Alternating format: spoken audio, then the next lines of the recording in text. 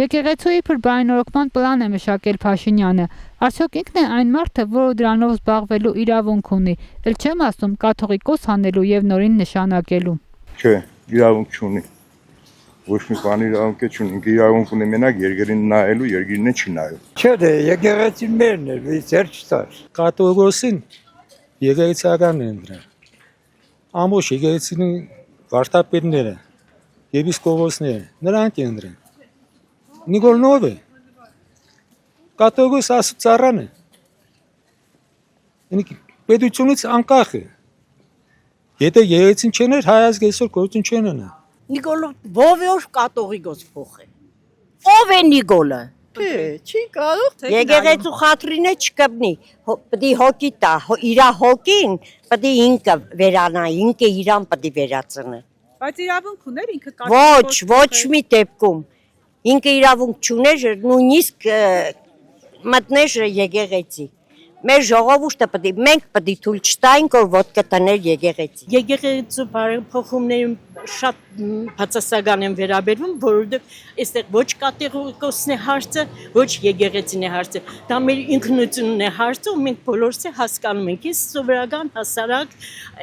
շատ ուժեղ գիտելիքների տեր մարդ չեմ, բայց շատ լավ հասկանում եմ, որ դա մեր ինքնությանն է կպնում։ Դա կաթողիկոսի հետ կապ չունի։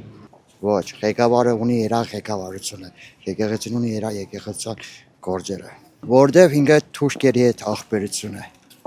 ինքը փոխվել է, մուսուլման է, մենք քրիստիան։ Ինքը ուզում է, որ մեր հայերը դառնան մուսուլման, բայց մենք մուսուլման չենք դառնա։ Այն հին դարերից մենք քրիստիան ենք, դառնանք քրիստիան։ Ախրիկ ինձ հիմա շատ ծանր թեմա է,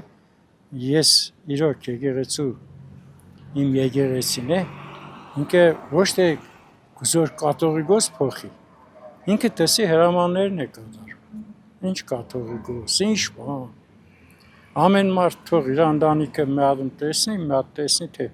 իր ընտանիքը ոնց է, ինքը ոնց է կազմակերպում իր ընտանեկան բոլոր հարցերը, ինչ հարց ուզում է լինի, էլի, դու կաթողիկոսի հետ ինչ գործում ես, ինքը իր համար առանձին կառույց է, եթե ես բառը ճիշտ կսեմ, ինքը ժողովրդի համար է, հազարավոր 1700-1800 տարի այդ եկեղեցին եկել է, մենք էլ այդ եկեղեցով ապրել ենք, ու այդ եկեղեցով էլ կապրենք, մեր եկեղեցին կանգուն է, ոչ ոք իրավունք չունի, պետք է կան ուղղակի եկեղեցու պատերը, քարերը, պետք է համբուրեն ու երթան, այդպես պետք է։ Թե իրան հրաման է եկել, որ քանդեն խառնեն եկեղեցին։ Մեր սրբազանը ինքը շատ տաղանդավոր մարդ է։ Ինքը բանից Կիլիկիայից Ետում թագավոր լսել եք։ Այդ թագավորի բանի այդ տոհմից է ինքը։ Ինքը շատ խելացի հզոր մարդ է։ Շատ իրանք ուղղակի երազեն ու իրանց մեջ այդ մեր սրբազանի կեսի չափ մարդ են։ Ուղղակի հրաման է կատարում են էլ իրան, բայց մենք դիմացող ազգ ենք, մենք կդիմանանք, եթե կարող ես լավ բան անել, լավ բան աղա էլի, վադն չի կենես, ես կյանքը անցողիկ է, այսօր մենք կանք, եկուս չկանք, ինչի մեդեից վատ բաներ խոսան, կամ ինչի իր հետևից խոսան, պես կարելի է։ Դե իրավունք չունի, բայց թելադրանքներով երևի ունի, այդ էլ արդեն մենք չիտենք,